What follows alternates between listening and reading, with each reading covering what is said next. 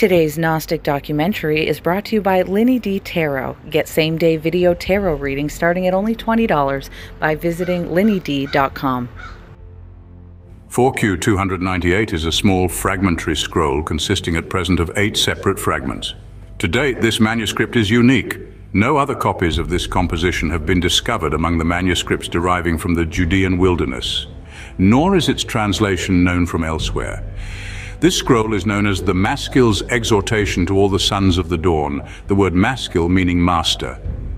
An alternative title for this scroll is therefore the Master's Exhortation to all of the Sons of the Dawn, the Dead Sea. Scrolls were discovered in a series of caves near the Dead Sea in the late 1940s and early 1950s. The initial discovery was made in 1947 by a Bedouin shepherd named Muhammad ed-Dib, who stumbled upon a cave containing clay jars filled with ancient scrolls. These scrolls eventually made their way into the hands of scholars and archaeologists, leading to further expeditions and the discovery of additional scrolls in nearby caves over the following years. The scrolls contain a variety of texts, including biblical manuscripts, religious writings, and community documents, dating from the 3rd century BCE to the 1st century CE. Their discovery has provided valuable insights into the history, culture, and religious beliefs of ancient Jewish communities in the region.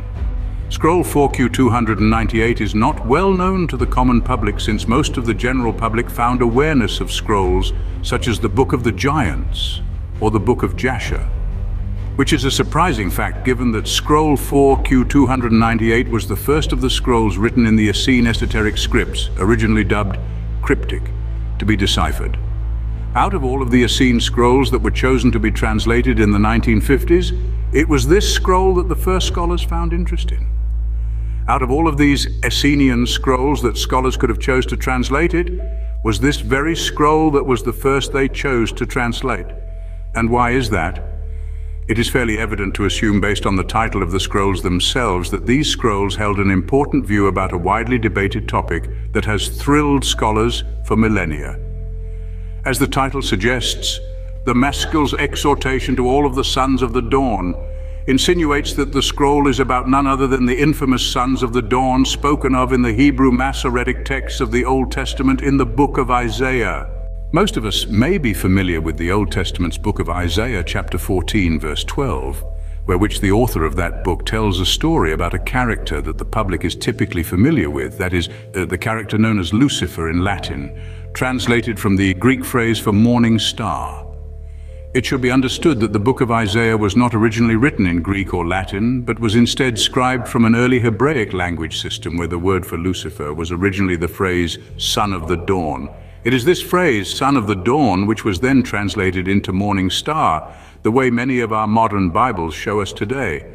Many people have wondered what translation of Lucifer or morning star is more accurate. Should we translate Isaiah 14 as morning star, son of the dawn, or Lucifer? Well, in this case, we do not need to have such a debate. Qumran Scroll 4Q298 was never translated into the words morning star or Lucifer, because this scroll never ended up being placed into the Bible, and therefore was never translated into Latin or Greek. Instead, it remains in its more original translation. It never had the chance to be translated into Latin or Greek. This discovery allows the public to better understand that the word Lucifer and morning star were not as readily used by these ancient Jewish sects, but instead that the translation son or sons of the dawn was the preferred way that the Jews known as the Essenes would use the identification of the character we know as Lucifer. Many debates have occurred over the last 2,000 years as to who the morning star is. That is to say, who Lucifer is. And through the evolution of modern Catholicism and Christianity, the concept of Lucifer took on an understanding of the modern and past church fathers. But this was not always the case. In fact, in Judaism, it is well known that the character of Lucifer is not a character with which Judaism includes in their standard literature. But what did Judaism include in their literature? In place of Lucifer, the phrase and idea of a character identified as the son of the dawn. The Hebrew writing utilizes the phrase b'nai shecher, with the word b'nai meaning son of in Hebrew, and sheker meaning dawn. In the Hebrew Masoretic text, the character of Lucifer is never given an actual name, until it is translated into Latin and English. But what the Hebrew texts do give us is a characterization of Son of the Dawn that we can now compare to the Son of the Dawn figures found in Qumran Essenian scroll 4Q298. In the book of Isaiah chapter 14, this is the only time in the standard Judaic writings where we hear a mention of this character, the Son of the Dawn. And for 1,000 years, students of Judaism found that narrative hard to question, until now. It is no wonder that scholars would choose to tackle this scroll first, since its topic helps to give insight into who this enigmatic Son of the Dawn was. But to the surprise of scholars involved in the translations of this scroll in the 1950s, the scroll revealed something astounding.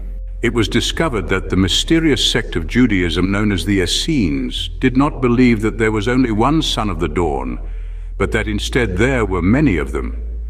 This is why the scroll's title remains the Master's Exhortation to all of the Sons of the Dawn. For 2,000 years, the general public has been completely unaware of this reality, held in early Judaic sects. And those in a position of authority within the academic fields of today have certainly opted to keep this scroll as quiet to the public as they have. For a deeper understanding of what is written in this scroll, one simply has to open the Dead Sea Scrolls Study Edition, published through the Brill Society, to be able to venture into the translations of this scroll and see for themselves. So if there were more than one Son of the Dawn, or many Sons of the Dawn, then why was this particular Son of the Dawn singled out in the book of Isaiah? An answer which is gracefully already found in the book of Isaiah itself. Isaiah chapter 14 verse 12 reads, "How you are fallen from heaven, son of dawn. How you are cut down to the ground, you who laid the nations low." To the modern Catholic, we would look at this concept and think about the Catholic stories of how Lucifer was a fallen angel.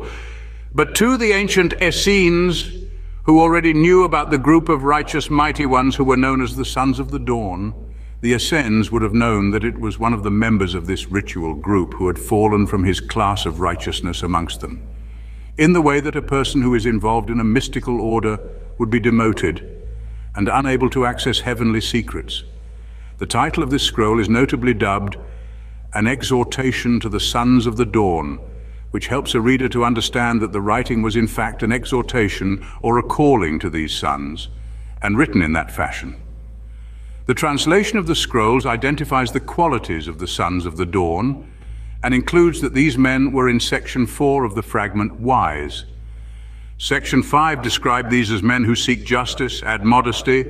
Section 6 describes the men of this order as courageous.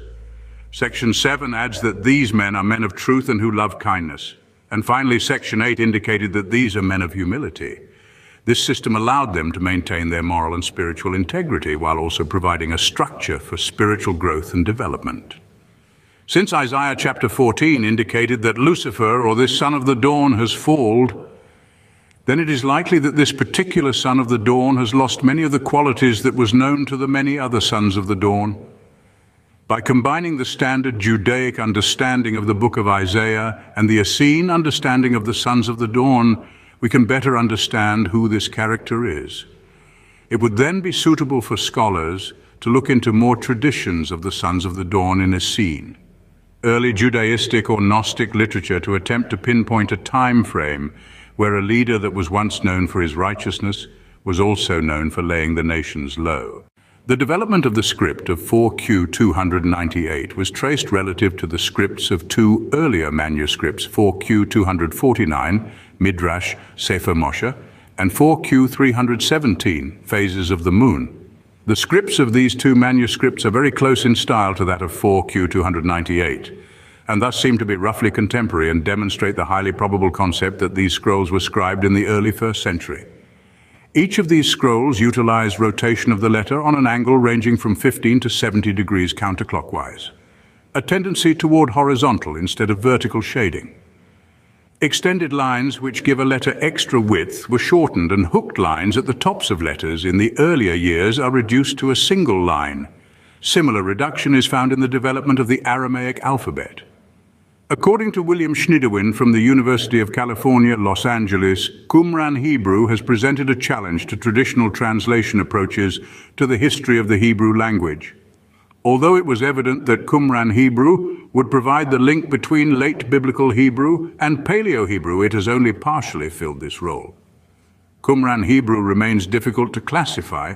William continues to say, this small, isolated religious community on the north shore of the Dead Sea, known sometimes as the Essenes, used language ideologically as a means of differentiating and further isolating themselves. In sociolinguistic terms, Qumran Hebrew is an anti-language.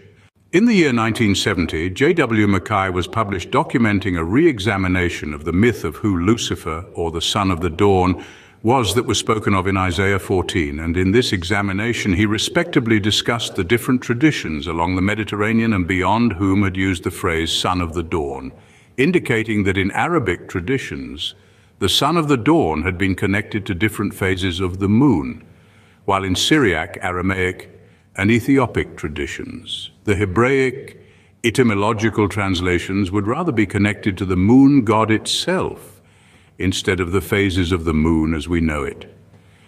However, given that the book of Isaiah identifies the son of the dawn as someone who attempts to usurp the throne of the Most High God, then it becomes problematic in standard Judaistic traditions to associate this phrase of son of the dawn with a moon god, given that there is no mythology in standard Judaism of a moon god attempting to overthrow the Most High God.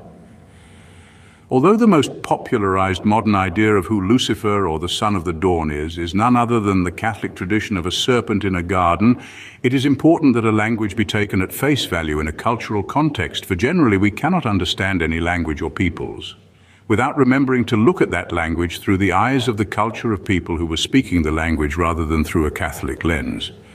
In the book of Isaiah, we experience the phrase of son of the dawn as the Hebrew Beneshechah, which by any basic standard of Hebrew understanding, the word use of bineh indicated we are talking about someone's son or child. But in the case of the Qumran scroll 42Q98, it is evident that there are more than one of them. How many sons of the dawn were there? Were there different generations of sons of the dawn? What kind of order were these wise men from? What kinds of wisdom did they have? These are questions we could only hope to answer as time goes on. For more videos like this and studies on Gnostic history or mythology, make sure to follow Gnostic Horizons on YouTube or check out the Gnostic Horizons Patreon for exclusive content each month. Updates can also be found on Instagram at our producers page at linny.d.